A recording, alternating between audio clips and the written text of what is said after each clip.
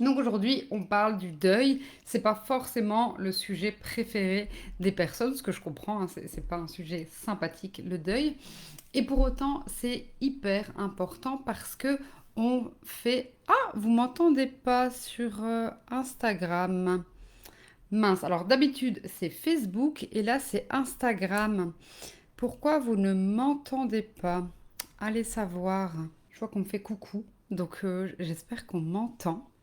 Je suis désolée si c'est pas le cas. Ah, ok, bon bah top alors. Donc a priori, si vous m'entendez pas sur Instagram, c'est que c'est vous qui n'avez pas mis le son.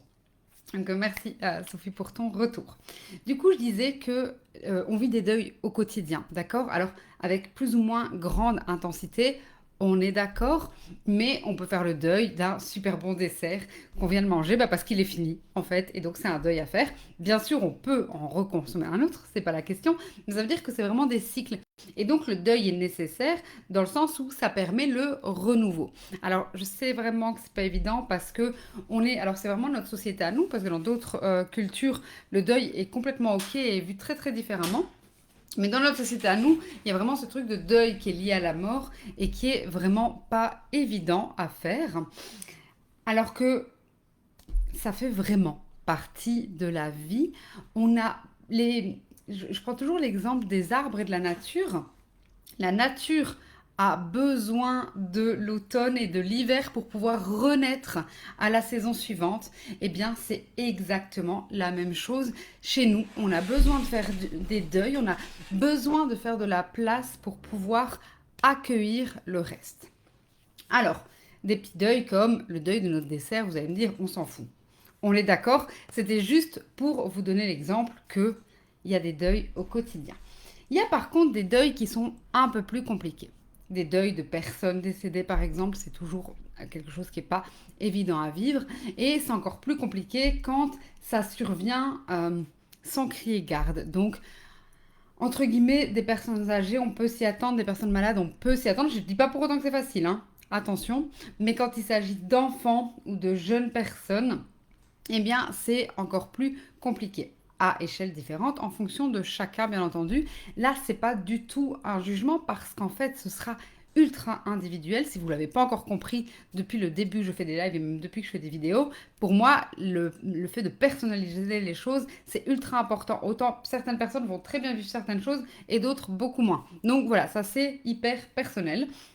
Et donc, au plus on va avoir du mal à vivre un deuil, au moins on va savoir faire le deuil, au plus les traces vont perdurer dans le temps et dans les générations futures.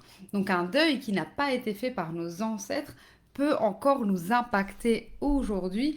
Et c'est là où ce matin, dans mon réel, je disais, ben, il y a des personnes comme ça qui ont une tristesse en elles et elles savent pas pourquoi. Elles ont cette tristesse, et bien s'il y a un deuil qui n'a pas été fait dans les générations passées, on peut tout à fait continuer à porter ce sentiment-là et encore plus quand il s'agit de deuil inexpliqué et inexplicable. Alors aujourd'hui, j'ai pris mes notes parce que je vous l'ai dit, je suis fatiguée et donc je ne veux pas dire de bêtises, donc j'ai quand même pris quelques notes pour nous situer et qui est quand même un fil conducteur par rapport au deuil. Donc, il y a aller voir les deuils d'où ils viennent. Donc, vous avez vu au fur et à mesure des thématiques que j'aborde, je vous donne des pistes pour aller rechercher d'où ça peut venir. Alors, à nouveau, c'est un module complet dans ma formation, donc je ne peux absolument pas vous le faire en une demi-heure. Ce que je veux vraiment, c'est que vous ouvriez des portes à travers ces lives. C'est vraiment que vous puissiez vous dire, ah ok, là j'ai jamais été voir, je vais aller voir s'il n'y a pas quelque chose à découvrir. Donc, origine des deuils dans notre famille, eh bien, est-ce qu'il y a eu des décès intra-utérins? Donc, que ce soit des fausses couches, des avortements ou des interruptions de grossesse suite à des maladies, des IMG. C'est aussi tout à fait possible. Donc ça, c'est euh, inexpliqué, inexplicable. On ne s'attend pas à ça. Alors, je ne sais plus si j'ai déjà dit en live, mais j'en parlais par exemple avec les enfants uniques. Pour moi, le terme fausse couche est hyper mal choisi. Je ne sais pas qui a choisi ça. Alors désolé les hommes, mais à mon avis, ça doit être un homme qui a dû mettre ce mot là-dessus parce que c'est pas une fausse couche en fait. Elle est réelle. La mère l'a réellement vécue. Donc bref, petite parenthèse, mais qui est quand même importante pour moi. La puissance des mots, c'est vraiment ça. On reconnaît pas en fait, qui a eu une grossesse quand on dit fausse couche. Et donc, je trouve que c'est hyper important alors qu'il y a vraiment une reconnaissance à avoir. Et donc, vous imaginez bien que nos ancêtres qui ne parlaient absolument pas de ça, eh bien, nos ancêtres qui ont fait des fausses couches, qui ont dû taire ça, qui ont dû faire comme si ça n'existait pas, eh bien, ça laisse des traces. On est d'accord que dans toutes les familles, dans toutes les lignées, il y en a eu. Est-ce que pour autant ça vous impacte? Non, parce que ça dépend comment l'ancêtre l'a vécu et comment vous avez attrapé cette mémoire et décidé de la vivre aujourd'hui. Donc c'est toujours ça qu'il faut prendre en compte, c'est comment moi je vis la mémoire aujourd'hui, remonter chez nos ancêtres, alors non je dis des bêtises, comment moi je vis la situation aujourd'hui pour pouvoir remonter la mémoire auprès de nos ancêtres pour voir d'où ça vient. Donc potentiellement les décès intra-utérins. Les décès d'enfants en bas âge, pareil, inexpliqué, inexplicable, c'est... alors, j'ai pas d'enfant, mais je pense que c'est le pire des deuils à faire. Donc, alors, deuil quasi impossible, hein, on va pas se mentir. Et c'est ok, parce que souvent on dit, mais il faut traverser les différentes étapes du deuil. Et effectivement, il y a différentes étapes du deuil, il y a les théories là-dessus. Et je vous invite vraiment à suivre Charlène de Holy Atma par rapport à ça, qui est accompagnatrice de deuil.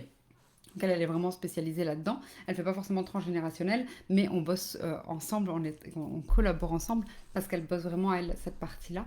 Et donc, effectivement, il y a plusieurs étapes dans le deuil qu'on vit tous à nouveau différemment. Donc, ce n'est pas des étapes linéaires, c'est des étapes qu'on va franchir un peu comme ça. Et puis, en fait, c'est OK de ne pas franchir toutes les étapes.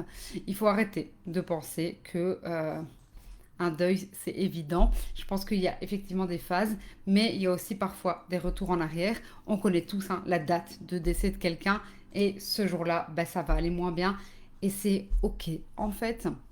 Et donc, pour moi, il y a effectivement, on a des deuils à faire et c'est important de pouvoir cheminer par rapport à ses propres deuils, mais c'est aussi OK de pouvoir se dire que en fait, eh bien, on n'a pas fait notre deuil. Moi, je pense que quand mon papa est décédé à 6 ans, c'était un deuil impossible. À 6 ans, on n'a pas les capacités pour faire le deuil. Et je ne pense pas qu'aujourd'hui, mon deuil soit à 100% fait. Alors oui, j'ai cheminé à 100%. Aujourd'hui, je peux en parler sans pleurer. Aujourd'hui, c'est complètement OK que je vous explique ça. Et je suis très en amour avec mon papa et c'est OK. Mais pour autant, eh bien, le jour de son décès, bah, chaque année, il y a quand même un petit truc qui est un peu compliqué. Mais c'est complètement OK. Et donc, potentiellement, eh bien, mes descendants, eh bien, il n'y aura rien par rapport à ça parce que je le vis bien aujourd'hui. Mais c'est vraiment quand on le vit mal, quand on retient notre truc, quand on ne veut pas en parler, quand dès qu'on en parle, on pleure. C'est là où on se dit, OK, il y a encore du chemin à faire, il y aura toujours du chemin à faire, mais c'est dans l'intensité. Et donc là, c'est vous, personnellement, qui devez pouvoir vous dire où est-ce que j'en suis, en fait, par rapport à ça. Et puis, il y a aussi des personnes qui veulent jamais faire leur deuil. Et c'est ok, c'est un choix, mais c'est un choix qu'ils doivent faire en conscience, en sachant que si c'est pas fait, eh bien ça peut avoir des répercussions sur les générations futures. Alors on est une des premières générations à bosser autant sur nous et à parler du transgénérationnel. Donc bien sûr que nos ancêtres potentiellement se sont pas dit attendez, si je fais pas le deuil, eh bien nos descendants vont devoir porter cette mémoire-là. Ok. Aujourd'hui, en conscience, je pense que on peut faire un travail différent en ayant ce sens-là sur un deuil. Voilà. Donc, décès d'enfants en bas âge, décès d'adolescents. On a aussi les décès de femmes mortes en couche qui ont un gros impact au niveau transgénérationnel. À l'époque, il y avait beaucoup de femmes qui mouraient en couche puisqu'il n'y avait pas les hôpitaux et tout ce qu'on connaît aujourd'hui. À nouveau, est-ce que c'est mieux ou moins bien? C'est pas la question, là, c'est juste la question qu'on a des ancêtres qui sont décédés en couche. Et à l'époque, eh bien, il y avait la question de on choisit qui? On choisit la mère ou on choisit l'enfant? Vous pouvez bien imaginer l'impact que ça a. La mère choisit son enfant, le père choisit la mère. À 90% des cas, c'est comme ça que ça se passe. À nouveau, pas de jugement, c'est complètement ok, mais on n'a pas la même vision des choses, les hommes et les femmes. Et je parle de à l'époque, hein. Attention, je vous vois déjà les hommes me dire non, c'est pas vrai aujourd'hui, nanana. Ok, on est avec nos ancêtres et donc c'est complètement différent. Donc, les femmes mortes en couche qui peuvent avoir un gros impact encore aujourd'hui, les impacts sont multiples. comme d'habitude, ça dépend de comment vous allez les vivre. Alors, on a également les mémoires de migration. Pourquoi? Parce que là, on doit faire le deuil d'un territoire. On doit faire le deuil d'une place. On doit potentiellement faire le deuil d'une famille, des gens qu'on aime, de nos amis. Vous imaginez bien à quel point ça peut être compliqué d'être déraciné. On n'a pas nos racines. Et donc, c'est aussi un deuil à faire de pouvoir se tourner vers l'avenir, mais entre guillemets, sur base d'une page blanche. Et donc, c'est énormément un deuil à faire aussi. Alors, on a les morts violentes aussi. Les morts violentes, c'est par exemple les accidents de voiture. Alors, à l'époque de nos ancêtres, c'était pas des accidents de voiture, c'était des accidents de chariot. Et donc, voilà. Et donc, c'est vrai qu'en psychologie, je rigole parce que quand il y a cette mémoire-là, pour représenter la voiture, on va mettre un chariot. Donc voilà, c'est pour ça, ça me fait marrer. Si vous n'avez pas vu le live sur les actes symboliques, allez le voir, vous comprendrez. C'est aussi pour ça que, alors on le fait moins maintenant, mais à l'époque, on mettait des médailles de Saint-Christophe dans nos voitures. C'est un acte symbolique, hein, une médaille de Saint-Christophe. Voilà, on l'appelle comme on veut, mais c'est un acte symbolique, c'est une croyance. Et donc, moi, je sais que mes parents avaient une médaille de Saint-Christophe. Je ne sais pas si maman l'a toujours, mais, euh, mais voilà, ça faisait partie des croyances à l'époque. Et c'était lié, du coup, à ces fameux accidents. Donc, mort violente, accident, les suicides. Les suicides, il faut savoir que, à nouveau, nous, on est dans une société judéo-chrétienne. Donc, je reprends cet exemple-là. Mais à l'époque, les suicides, les personnes qui se suicidaient ne pouvaient pas être enterrées à l'église parce que c'était considéré comme un péché. Et donc, vous imaginez bien que en plus du deuil impossible, il y a la honte sur la famille et on vous dit ouh, c'est pas bien. Donc, ça crée une bonne mémoire. Alors, du coup, ah bah voilà, donc voilà, sur Insta, les filles ont des médailles de Saint-Christophe dans leur voiture. Bon, voilà, je vais aller m'en acheter une en fait. C'est maintenant que je le dis où je me dis, tiens, en fait, c'est quand même pas mal ce truc. Donc voilà, ok, une médaille de Saint-Christophe dans votre voiture. Bon, voilà, on n'y croit pas, mais ça ne peut pas faire de mal de toute façon. Donc on a effectivement les suicides, c'est ce qu'on me disait sur Facebook, les assassinats. Effectivement, donc voilà, ça c'est toutes les morts violentes. On peut aussi avoir dans les deuils qui sont impossibles, c'est quand on ne voit pas la personne. Quand on ne voit pas la personne qui est décédée, c'est hyper compliqué de faire son deuil parce qu'on pense qu'elle peut revenir. Donc j'en parlais, je pense, voilà. Et donc là, vous allez commencer à vous dire, ok, en fait, toutes les thématiques se confondent en psychologie. Elles se confondent pas, elles se complètent, puisque j'allais vous dire, et c'est un exemple que j'ai donné hier ou avant-hier, je ne sais plus, c'est quand j'expliquais qu'il y a une des arrière-grand-mères, ah ben donc c'était hier, c'était sur l'amour, une arrière-grand-mère de mon client dont l'amoureux est décédé à la guerre. Il était pilote et il est décédé à la guerre et elle l'a pas vu. Et donc, même si on lui a dit qu'il était décédé, eh bien, elle l'a attendu parce que c'est un deuil impossible quand on ne le voit pas. Même chose pour moi à l'époque, quand j'avais 7 ans et que mon papa est décédé, eh bien, j'ai pas vu son corps parce que on dit que les enfants ne doivent pas faire et c'est ok. Enfin voilà, ma maman l'a fait pour ces raisons et c'est ok. Mais du coup, c'est beaucoup plus compliqué de faire le deuil parce que c'est pas matériel, c'est pas tangible. C'est pour ça que je vous dis, les actes symboliques de libération, ils doivent être tangibles, ils doivent être dans la matière, dans la présence, parce que ça rend réel les choses. Tant que c'est dans notre tête, c'est pas réel. Et donc, matérialiser les choses, c'est aussi pour ça. Donc voilà, je commence à faire des liens entre les thématiques. C'est comme ça que ça fonctionne. La psychogé, c'est que derrière une thématique, il y en a une autre qui se cache. Derrière, en apparence, une problématique, eh bien, on va aller chercher une mémoire qui n'a rien à voir. Souvent, en séance, je dis, attendez, là, je pars en cacahuète, je veux vous poser une question, vous n'allez pas comprendre pourquoi. Et après, je fais le lien, je leur explique et ça se met. Mais donc, il y a toujours ce travail de recherche à aller faire derrière. Et donc, c'est aussi comme ça que j'ai monté ma formation, puisque on voit toutes les thématiques séparément, mais à un moment donné, les pièces du puzzle se mettent et on commence à faire des liens entre tous les modules. Donc, c'est ce que je fais avec vous ce soir un peu pour vous montrer.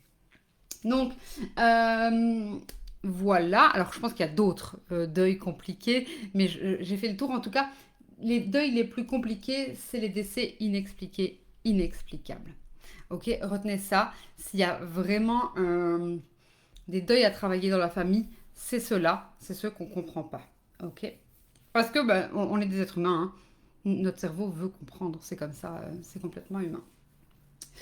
Alors, du coup, aujourd'hui, je voulais aussi vous parler du coup de l'empreinte, deux fois du coup. Je vous l'ai dit, je suis fatiguée, excusez-moi pour ça. Je voulais aussi vous parler de comment ça peut se mettre aujourd'hui, les deuils dans notre vie. Donc, je vous l'ai dit, c'est des personnes qui peuvent être tristes sans savoir pourquoi.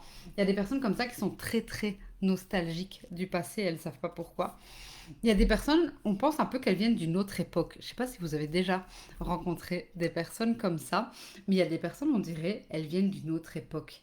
Voilà, c'est la même chose, c'est pourquoi on est resté coincé à cette époque. Qu'est-ce qui s'est passé à ce moment-là pour qu'on reste coincé à cette époque? Moi, je me souviens, j'avais rencontré une fille en stage, j'étais en stage de psychologie justement, et elle s'habillait vraiment comme au Moyen Âge, et elle parlait comme à l'époque, et elle adorait ça, et elle connaissait tout sur ça. Et on avait vraiment, enfin, à l'époque c'était ma formatrice, elle avait vraiment bossé ça avec elle, en disant, mais tiens, qu'est-ce qui te relie à cette époque? Qu'est-ce qui n'a pas été accompli à cette époque pour que tu doives, toi aujourd'hui, rester attaché là-bas? Donc voilà, ça peut être comme ça que ça se manifeste. Alors, on a le fameux syndrome du gisant. Je ne vais pas vous expliquer c'est quoi le syndrome du gisant aujourd'hui, c'est beaucoup trop complexe, mais je sais qu'on en entend de plus en plus parler, c'est pour ça que je mets le mot dessus. Le syndrome du gisant, il a été développé et théorisé par le docteur Salomon Selam. Il a écrit un livre là-dessus, un livre qui est relativement complexe, relativement complet pour expliquer ce syndrome. Simplement, le syndrome du gisant, je vous le dis avec les mots, mais je vous l'ai dit, je simplifie au max, max, max, max, max. Le syndrome du gisant, c'est le fait de porter l'histoire d'un mort. Donc, un deuil qui n'a pas été fait, eh bien, on va poursuivre la vie de cette personne-là. Donc, ça peut être à travers un métier, ça peut être à travers une passion. Ça veut dire que c'est pas la nôtre, mais c'est celle de quelqu'un d'autre qu'on porte malgré nous. Alors, en soi, si la passion elle est sympa et qu'on l'aime bien, pourquoi pas, hein. Mais c'est toujours quand ça pose problème qu'on va venir le travailler au niveau transgénérationnel. Donc, alors pour la petite blague, pour pouvoir reconnaître un gisant, les gisants par excellence, c'est les personnes qui sont gothiques. Et donc elles sont habillées fort en noir, elles ont des peaux très très pâles. Et donc ça c'est, on va dire, le stéréotype. Alors, avec humour, hein, on est bien d'accord, le stéréotype du gisant. Mais je trouve que ça donne une bonne image symbolique de ce que ça peut représenter un gisant. Voilà, voilà. Donc oui, je fais un lien, mais parce que je viens d'en parler, on peut aussi faire le deuil, par exemple, d'un travail. Et ça aussi, c'est quelque chose qui est pas facile. Je pense au burn-out, par exemple, qui peut être le deuil d'un travail parce que ça n'a plus de sens. Donc ça, c'est comment ça peut se matérialiser aujourd'hui. Et je voulais finir avec une dernière chose. Et si vous avez des questions, vous pouvez les noter. Je ne tiendrai pas une demi-heure aujourd'hui, mais j'aurais dit tout ce que j'avais à dire de manière concise et percutante. Donc comme ça, ce sera fait. Euh, L'importance des rites funéraires. Alors je sais que là je parle plus de la mort, alors qu'il y a plein d'autres types de deuils. Il y a aussi les deuils amoureux, hein. Donc on a parlé hier de l'amour, il y a aussi des deuils amoureux. Euh, Quand on parle des deuils liés à la mort, je vous disais, les rites funéraires sont ultra importants. Nos ancêtres avaient conscience de l'importance de la symbolique, des actes symboliques. Les rituels funéraires, c'est des actes symboliques. On accompagne la personne à traverser une nouvelle étape de sa vie vers sa mort, et peu importe nos croyances de où ils vont après. Et donc les rites funéraires ultra importants. On a peut-être tendance aujourd'hui à les banaliser. C'est vrai que même moi, par exemple, je vais pas vraiment au cimetière. Alors oui, je vais au cimetière pour la Toussaint, mais ou à des dates spécifiques. Mais c'est important à la fois pour honorer nos morts, mais c'est aussi le rite funéraire parce que ça fait partie je pense, du processus de deuil. Alors, je dis pas qu'il faut aller tous les jours au cimetière, hein. Les gens qui vont tous les jours au cimetière, ils savent pas faire leur deuil, hein. Je pense au cimetière où mon papa est. Je sais qu'il y a une dame qui va tous les jours mettre une fleur. Et donc, en fait, elle entretient, hein, la présence de la personne qui est décédée. Et c'est aussi pas OK. Donc, toujours à niveau et à échelle différentes. Mais les rites funéraires, c'est vraiment hyper important. Euh, Même quand le corps n'est pas là, je pense que c'est quelque chose qui doit être fait. Euh, alors c'est vrai que ça me fait penser au livre de Stéphane Alix. Donc Stéphane Alix, qui est à la base un journaliste qui a écrit beaucoup de bouquins, je vous recommande, j'adore Stéphane Alix. Il a écrit un livre qui s'appelle Lorsque j'étais quelqu'un d'autre. Et dans ce livre-là, je ne vous spoil pas le livre, vous pouvez continuer à m'écouter. Mais dans ce livre-là, enfin bien que je ne vous spoil pas, je vous spoil quand même un peu. Dans ce livre-là, il explique que quelqu'un n'était pas enterré au bon endroit. Et donc, en fait, c'était pas OK. Et donc, bref, il y a toute une histoire autour de ça. Tout ça pour vous dire que vraiment, les rites funéraires sont hyper importants, aussi difficiles soient-ils. Ok, donc j'ai bien conscience que c'est pas évident, mais pourtant c'est à faire. Et si vous pouvez pas être présent sur place matériellement, il y a aussi des éléments que vous pouvez faire à distance. Et pour ça, euh, très très grosse généralité à la Aurélie Doyen qui est fatiguée, mais c'est parce que je pense bonjour Vanessa, je pense au film, comment il s'appelle, aidez-moi, le film de Disney au Mexique sur la mort. Comment ça s'appelle? Je ne sais plus le nom de ce dessin animé, mais c'est sur le jour des morts. Exceptionnel parce qu'en fait on se rend compte de l'importance de faire un hôtel pour nos ancêtres et eux ils ont vraiment cette culture là et je trouve ça incroyable. En Thaïlande c'est la même chose, hein, à Bali ou là où je suis allée aussi, enfin il y a vraiment ce truc de on va honorer nos ancêtres et c'est tellement fort. Alors Sophie tu me dis en carton mais c'est pas celui-là, c'est Coco, ouais c'est ça, merci beaucoup, c'est Coco. Film incroyable vraiment par rapport au deuil. Voilà, si vous devez, à chaque fois je vais faire ça en fin de live, si vous devez retenir une chose, eh bien si vous devez retenir une chose de ce live, c'est regarder le film Coco et faites-moi un retour de ce film, vraiment il est génial par rapport à ça. Alors, j'ai une question ici. Bonsoir, comment savoir si c'est un deuil qui agit sur soi, sur sa vie? Que penses-tu du brouillard mental, de l'incapacité à avancer comme avant, dans les tâches quotidiennes simples par exemple? Comme, comment être sûr que la psychogénéalogie est liée? Ah bah alors ça c'est ce que je vous répète tout le temps, c'est que c'est le travail qui va faire que on peut être sûr. Mais deux questions pour savoir si c'est lié à votre transgénérationnel. Là, voilà, si vous répondez oui à ces deux questions-là, on peut faire un travail transgénérationnel ensemble. C'est la première question, est-ce que c'est un schéma répétitif? Est-ce que c'est un schéma répétitif chez vous? C'est quelque chose que vous mettez en place régulièrement et que vous répétez. Est-ce que c'est quelque chose, est-ce que c'est un schéma répétitif dans la famille? Donc voilà, c'est quelque chose qu'on voit de génération en génération. Ça, c'est la première question, est-ce que c'est un schéma répétitif? La deuxième question, est-ce que c'est plus fort que moi? J'ai beau essayer de faire quelque chose, c'est plus fort que moi, ça me dépasse. Si vous répondez oui à ces deux questions, jackpot, c'est du transgénérationnel. Donc à ce moment-là, on fait tout le travail d'aller décortiquer et de voir d'où vient la mémoire. Mais donc si je reprends ce que tu me disais en termes d'indices et de symptômes, on va les appeler comme ça, brouillard mental, incapacité à avancer, comme avant pardon, dans les tâches quotidiennes simples, eh bien ça, imaginons que la réponse est oui aux deux questions et qu'on fait un travail par rapport à ton transgénérationnel, eh bien, il peut y avoir plusieurs mémoires. Donc, ça veut dire que deux personnes qui ont les mêmes symptômes ou le même blocage, eh bien, il peut y avoir deux mémoires transgénérationnelles différentes puisque on est tous différents, je vous le rappelle, c'est l'intérêt de la personnalisation, c'est l'intérêt de ne pas généraliser. Je ne le dirai jamais assez. Donc désolé si je me répète, mais je vais encore le dire souvent. Alors, départ des enfants de la maison, troisième départ, mais toujours aussi compliqué. Ben, merci pour cet exemple, c'est effectivement aussi un deuil à faire. Alors là, j'imagine que du coup, tu parles en tant que maman, parce que ben, il y a les enfants aussi qui prennent leur autonomie, donc eux le vivent différemment. Mais donc, tu vois, ça peut... Alors, à nouveau, pas de généralité, je vous donne des exemples pour vous dire d'où ça peut venir.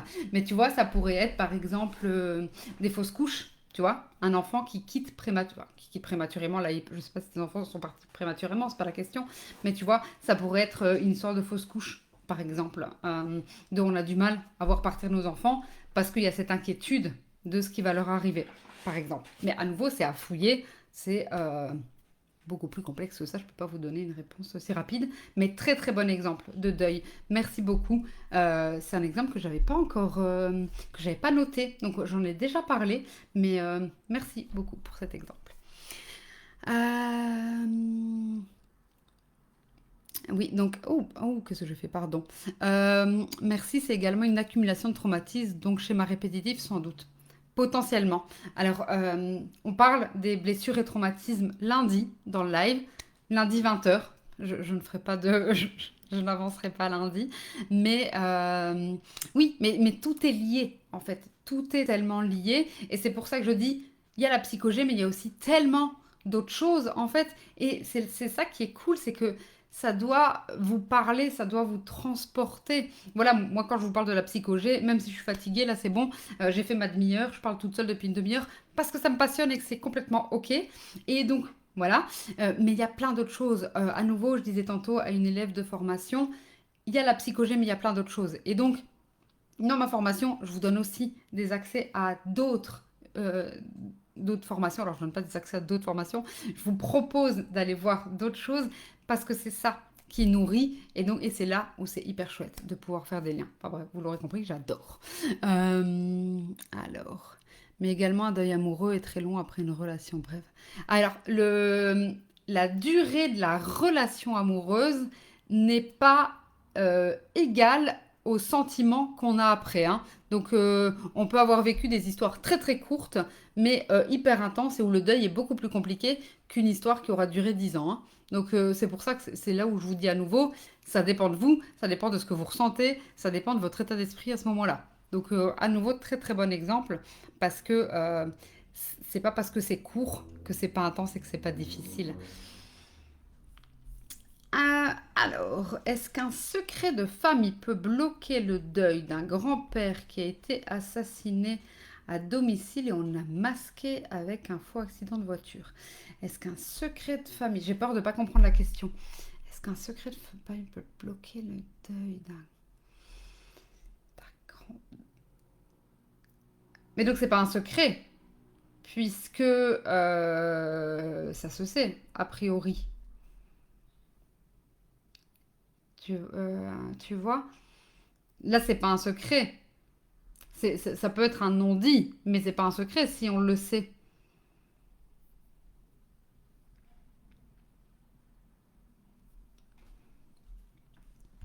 Ouais, éclaire-moi sur ça, parce que du coup, je sais pas répondre. Tu vois, là, a priori, quand je lis ta question, pour moi, il n'y a pas de secret, puisque tu le sais.